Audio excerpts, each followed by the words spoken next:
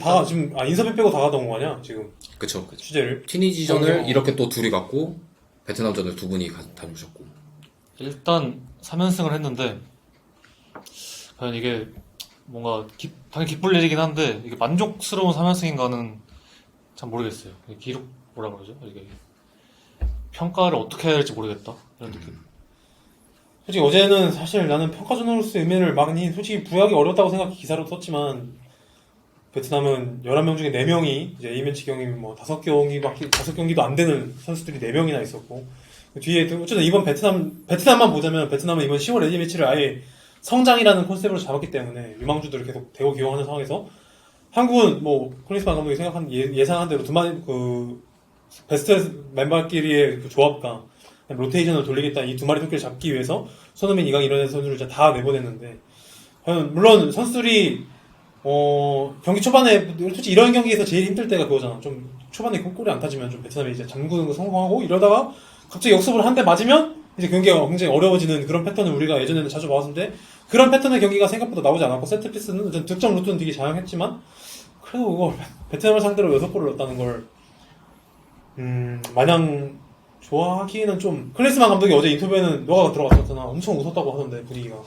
뭐 어쨌든 이 감독은 핵전까지 얼마 시간이 안 남았고 좀 주전 라인으로 가동하면서 또 손흥민은 안 뛰었으니까 저번 경기에서 손흥민과 이 주축 선수들이 호흡을 맞춰보면서 그게 되게 중요하다고 말했고 어쨌든 이 실험을 하기보다는 당장 이 그러니까 월드컵 그 예선과 아시안컵을 준비하는 과정 중에 하나라서 좀 주전들을 내보냈다고 하는데 굉장히 만족스러웠고 뭐 사실 베트남한테 위기도 있었지만 이 큰 대승이 굉장히 의미가 있다고 했는데 뭐 사실 당연히 분위기를 끌어올리는 거나 주축 선수들끼리 호흡 맞추는 건 좋긴 한데 이게 베트남을 상대로 해가지고 대승을 올린 거가 얼마나 실험이 되고 또 그 실험에서 얼마나 답을 찾았을지 잘 모르겠다는 뭐 삐딱하게 보는 게 아니라 객관적으로 봐도 좀 그런 생각이 들긴 합니다.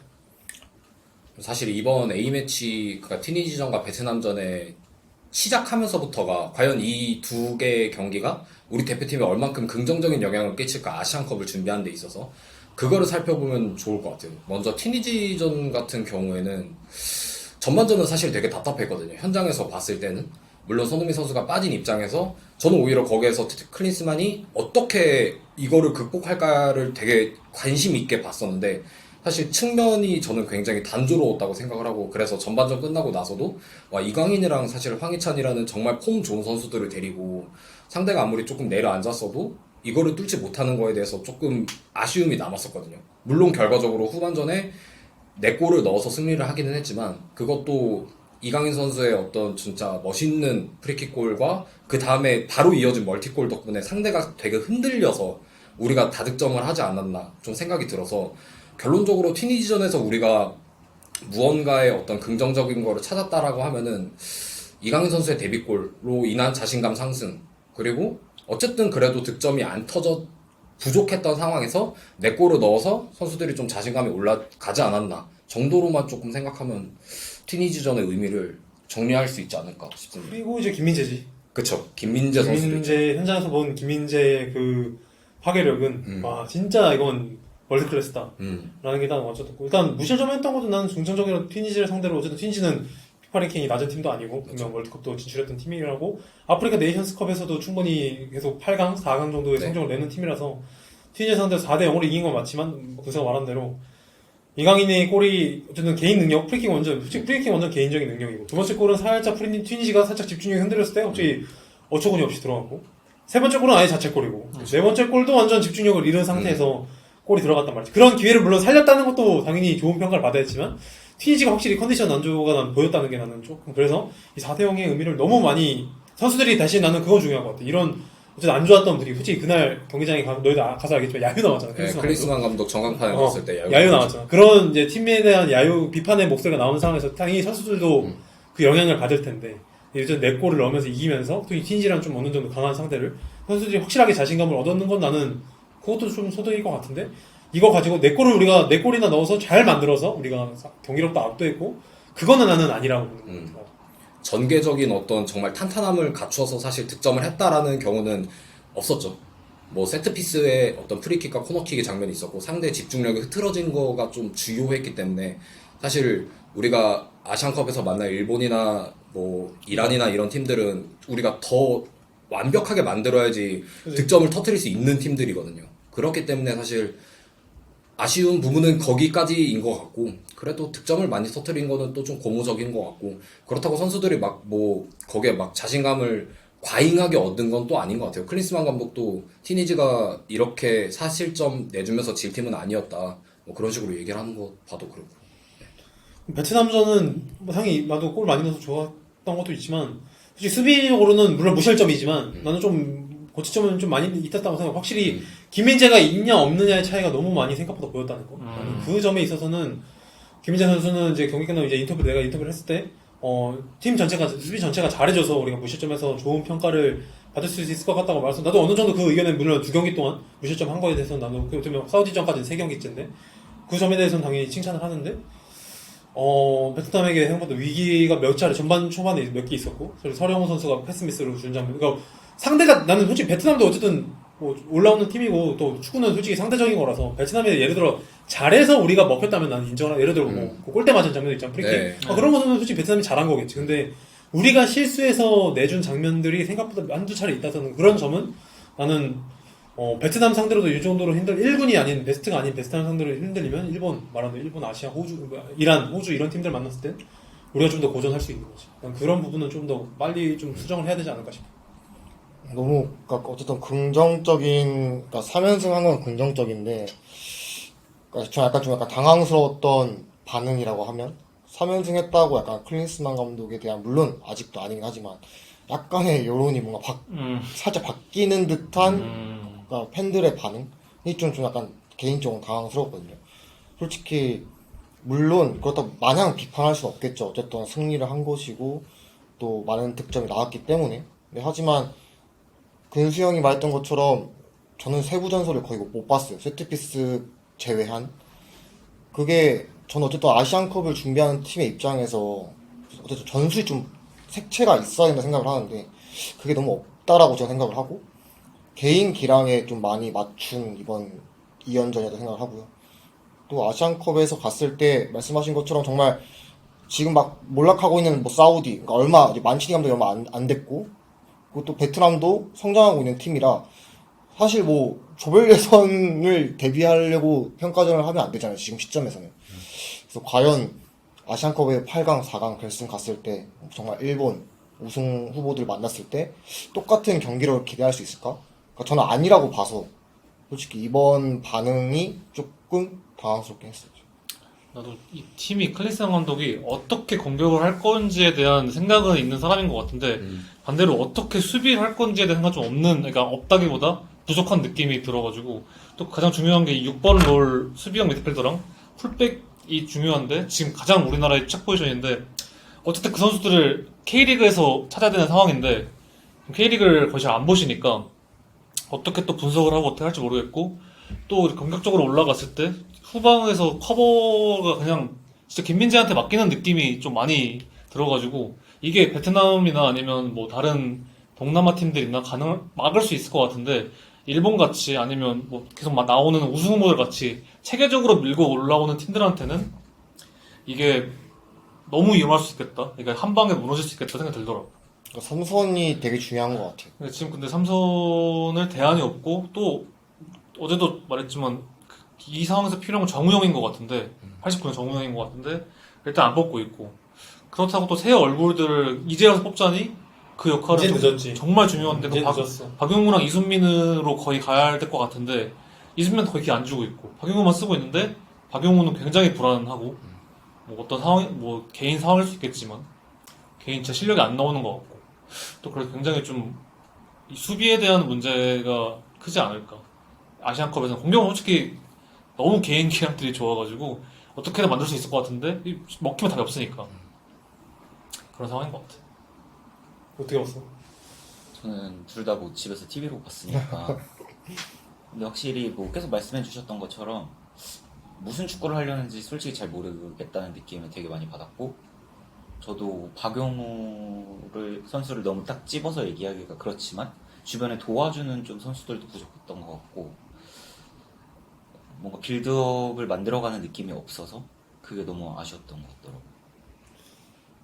그래도 나는 그냥 그래도 조금 어제도 이제 동훈이랑 같이 취재하면서 얘기했던 것 중에 하나지만 그나마 조금 클리스만 감독을 이해할 수 있었던 것 중에 하나는 그러니까 내가 클리스만 감독을 이렇게 잘했다고 포장한 게 난 클리스만 감독 생각에서 좀 생각해보면 이 사람은 지금까지 행보도 그렇고 팀에 있어서 각 포지션의 뭐 수비면 수비, 미드필더면 미드필더, 공격 있으면 공격에서 에이스들이 해줘야 된다고 생각하는 것 같아. 1옵션들. 1옵션들이 이 팀을 이끌어가고 걔네들이 잘해야 이길 수 있다. 어떻게 보면 자기가 또 그런 스타 플레이어 출신이었잖아. 그러니까 어떻게 보면 김민재가 잘해줘야 되는 수비지. 그래서 맨날 미네에 가고, 우리는 매번 외치는 게 K리그 와서 봐야 됩니다. 아니면 다른 리그, 다른 유럽에서 뭐, 우리가 알지 못하는 유럽에 있는 한국 선수를 찾든지 아니면은 조금 뭐 손흥민이나 뭐 잘하고 있는 김민재, 이강인을 보러 가는 게 아니라 조금 소속팀에서 어려워하는 선수들한테 가서 그 선수들한테 좀 더 자신감을 넣어줘야 된다라고 우리는 얘기하고 있지만 클리스만 감독의 생각은 그게 아닌 것 같아. 그냥 어떻게 보면 이 팀의 에이스들이 팀을 이끌어가는 어쩌면 김민재가 그렇게 하고 있고 중원에서는 그게 아직은 누군지 모르겠지만 어제는 황인범이 지금 이제 두 경기 연속 못 나왔으니까 아마 그 자리는 내가 보기엔 황인범인 것 같고 이선은 당연히 이강인이랑 손흥민인 것 같은데 클리스만 감독이 그래서 나는 이번 두 명의 경기를 그래서 좋게 평가하지 않는가 싶어. 왜냐면 손흥민, 김민재, 이강인이 잘 이끌어서 잘해줬기 때문에. 잘해줬고 그게 또 승리도 나왔으니까. 어쩌면 이강인의 파기력은 어쩌면 아시안 게임은 조금 아쉽다는 어쨌든 부상 여파로 인해서 좀 아쉽다는 생각이 나왔고 이강인 선수 이번에 완전 제대로 터졌고. 그쵸. 김민재 진짜 말하고 난 솔직히 이 두 경기 통틀어서 제일 잘하는 평균치를 보면 제일 잘하는 선수 김민재라고 생각하고. 뭐 손흥민은 뭐 뛰지 못하는 상황인데도 안 나와도 솔직히 진짜 욕 안 먹었을 거야. 분명히 어떻게 보면 팬들도 그렇고 일부 기자들도 그렇고 좀 장기적으로 봤을 때 좀 쉬는 게 좋지 않을까라는 생각인데 결국 본인이 나와서 어쨌든 초반에는 득점기 놓쳤지만 결국에는 이제 해결사 역할을 또 해줬고 그래서 클리스만 감독은 나는 만족을 하는 것 같은데 과연 우리가 얘기하는 이런 축구 이런 특정 개인에 의해서 경기력이 좌지우지가 되는 그런 팀이 좋은 팀인가라고 생각을 했을 때는 조금 계속 의문이 드는 거지. 딱 포인트 그거예요. 딱 말씀하신 것처럼 만약에 에이스들이 잘해주면 통하는 건데 그렇지. 제가 티니지전 전반전이 가장 날 것이라 보거든요.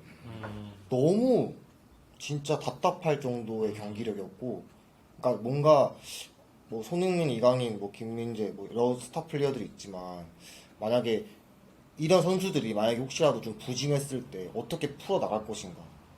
그러니까 티니지 전반전이 좀 확실히 그런 뭔가 안 좋은 모습에서의 클린스만호의 모습이 아니었을까라고 저는 봤어요. 그리고 나서 어떻게 보면 후반전이 좋은 모습에서의 그런 거지. 좋은 모습에게 어떻게 에이스들이 활약을 해주는. 그래서 그게 그나마 이제 클리스만 감독은 어떤 축구를 원하는가라는 게 이제 조금은 전술적으로 이해된다기보다는 이 사람이 가고 싶은 방향 어쨌든 좀 더 빠른 압박 체계에서 공을 빨리 꺼내서 공격적으로 한 것도 있지만 각 선에 있어서 에이스들이 좀 어떻게 보면 해조 축구 흔히 말하는 요즘 말하는 해조 축구가 아닌가 싶은 거지. 결국엔 팬들이 원하는 건 어떻게 보면 시스템적인 축구잖아. 왜냐면 우리가 프리미어리그 자주 뭐 K리그 좀 광주나 뭐 포항이나 울산이 보여주는 것처럼 어떤 시스템이 잘 갖춰진 팀들이 결국 평균적인 경기력이 뛰어나기 때문에 앙전적이고 흔들림이 적고 하지만 팬들은 그런 걸 원하는데 지금 클린스만 감독이 뭐 솔직히 월드컵에서 TSG에서 뭐 얼마나 열심히 일했는지 잘 모르겠어. 매번 그걸 얘기하지만 뭐 TSG에서 제일 열심히 했다. 밤낮을 가리지 않고 이해했다 하지만 결국 이 사람이 보여주는 축구는 어떻게 보면 옛날 축구 같은 느낌이 계속 드니까 어떻게 예전 뭐 2000년대 초반 이런 축구에서 에이스들이 좀 활약했던 축구들이 그냥 결국 그런 팀들이 결국 잘해서 우승했던 게 좀 2000년대 초반 축구라고 생각하는데 결국 그런 축구가 나오니까 그래서 팬들은 이제 계속 아쉬워하고 있는 것 같은데 그래도 좀 걱정이 덜었던 건 선수단 분위기 생각보다 괜찮았다는 거. 난 그건 조금 그나마 긍정적이지. 인터뷰 파주도 그렇고 파주 우리가 이제 다 한 번씩 가봤잖아. 네. 파주 NFC 다 가봤는데 선수단 분위기도 좋았고 클리스만 감독과랑 소통이 또 잘 되는 것 같다는 생각. 그거는 좀 긍정적으로 봐야 될 것 같아. 선수가 좀 자유도를 주니까 또 편한 분위기를 하니까 조금 더 대표팀에 왔을 때 아무래도 유럽 선수들이 많다 보니까 좀 그런 분위기를 더 좋아하는 것 같고 그렇긴 해도 어쨌든 1옵션이 아닌 2옵션들 대부분이 K리그나 아니면 아시아 리그에서 데려올 텐데 그 선수들을 분석하거나 아니면 지켜보거나 해서 뽑는 게 아니라 이미 뽑았던 아니면 뽑았지만 데려오고 있는 건데 지금 몇몇 선수들은 각자 소속팀에서 정말 못하고 그러니까 많이 안 좋은 상황인데 끌고 가는 건 좋다 이건데 이게 뭔가 나중에 아시안컵은 어쨌든 길고 하지만 거기에서 몇몇 이제 에이스들이 뭐 부상을 당하거나 아니면 진짜 부진하거나 이랬을 때 바꿔줄 카드는 있지만 이 카드를 어떻게 활용할지를 모를 것 같은 생각이 들어가지고 좀 그런 분석이나 이런 것들 뭐 아직까지도 안 하고 있으니까 앞으로도 안 할 것 같아가지고 좀 우려가 있지만 그래서 좀 더 걱정이 있는 것 같아. 어제 기자회견 때도 얘기했잖아. 민넨 다교 때. 너가 이제 들었잖아. 그 마지막 질문이 항우 일정이었는데 이제 웃으면서 자기는 마인츠랑 미넨 치카랑 보러 갈 거다. 그래서 뭐 이재성과 김민재가 뛰고 있다. 그래서 웃으시면서 말하시던데 되게 웃겼거든. 저는 그냥 기자회견 때 웃으면 안 되지만 이 혼자 행복해하고 있는 모습이 이미 독일로 가 있어 자기는. 이미 마인츠도 어쨌든 응원력이 대단하고 뭐 미넨이랑 자기 미넨에서 뛰기도 했으니까 그런 좋아하시고 또 미국에서 좀 쉬시다가 FA컵 보러 오시고 바로 또 싱가포르로 말레이시아로 가시는 건 일정인데 어쨌든 FA컵 보고 또 싱가포르랑 말레이시아 할 때 아침도 보긴 하지만 뭔가 이 상황이 그러니까 주전들만 바라보고 있는 이 상황이 좀 많이 우려스럽다. 물론 진짜 주전들이 너무 잘해가지고 캐리해가지고 우승할 수도 있지만 어쨌든 변수를 생각해야 되는 게 장기적인 관점이니까. 그지. 그게 또 감독의 능력이지. 단기 대회를 하더라도 어쨌든. 네. 그래. 뭐 단순한 대회도 아니고 아시안컵인데 거기다가 진짜 해외파 선수들이 앞장 쫙 서서 해주고 어쨌든 그 받쳐주는 선수도 있어야 되고 함께 뛰는 선수도 있어야 되는데 일단 클린스만 감 자체가 일단 K리그 선수들에 대한 관찰을 너무 안 하기도 했고 기본적인 기본적인 그치 어떻게 끼워 넣어야 되는지도 모르고 그러니까 이 선수가 소속팀에서 어떻게 뛰고 있는지를 물론 알겠지만 그러니까 들었겠지만 이게 잘 못 쓰는 느낌. 뭐 단순히 이순민도 그렇고 옛날에 안현범도 봐도 그렇고 그치. 어제 김주성도 그렇고 근데 김주성은 왼발 수비수인데 김명권 같이 붙여놓으니까 왼발 이게 좀 물론 쓸 수는 있지만 이걸 만약에 실험을 해가지고 진짜 만약에 쓰긴 쓸 건지도 의문이고 정말 그냥 끼워 맞추고 넣은 느낌이거든요. 넣어버리는 거지 그냥. 뭐 김주성이 막 그만큼 잘하긴 않았지만 어쨌든 그 넣어 자체가 좀 많이 의문스러웠고 그 지금까지 행보를 보면은 K리그 선수들을 많이 분석했다는 느낌도 안 들고 이 선수에 대한 이해도나 정말 그냥 들어가지고 이 선수가 왼발 수비수 한번 써볼까 해가지고 하면 그냥 이런 느낌이 좀 커가지고 이 향후에 잘 못 녹아들 수도 있겠다 이 선수들이 그 생각 들었습니다. 우리가 그러니까 어제 이제 대한축구협회에서 이제 제일 또 이번 10월에 또 제일 논란 중에 하나가 베트남을 우리가 과연 상대로 평가전 치는 게 맞냐 그였는데 대한축구협회 설명 이제 클린스만 감독이 좀또 수술학했지만 클린스만 감독이 동남아 축구에 대한 이런 쪽의 이해가 TSG를 하면서 뭐 동남아 축구팀이 이제 월드컵에 못 나왔으니까 그러다 보니까 동남아 축구에 대한 이해가 좀 부족해서 그다음에 본인 스스로도 뭐 그 인천과 카야도 갔었고 포항이랑 아마 우한이었나 그랬었는데 거기도 이제 갔다 온 게 그런 우리 아시아 축구에 대한 이해를 넓히기 위함이다라고 얘기를 하는데 물론 하고 있겠지. 다른 팀을 뭐 아시안컵을 공약으로 내세운 감독이라면 나는 지금 그런 팀도 분석하는 건 중요하지만 진짜 일본이나 이란 호주 쪽이나 이런 데도 우리가 만날 수 있는 우리가 좀 더 까다로워할 수 있는 어떻게 우즈베키스탄도 요즘 굉장히 까다로운 팀 중에 하나잖아. 그런 팀에 대한 분석이 먼저 있지 않을까 싶어요. 진짜 얼마 안 남았어. 이제 분명 이제 딱 세 달 정도 남은 건데 얼마 안 남았기 때문에 과연 그 세 달 동안 전술적으로 얼마나 이제 우리가 발전할 수 있는지는 솔직히 좀 많이 걱정되는 건 사실이지.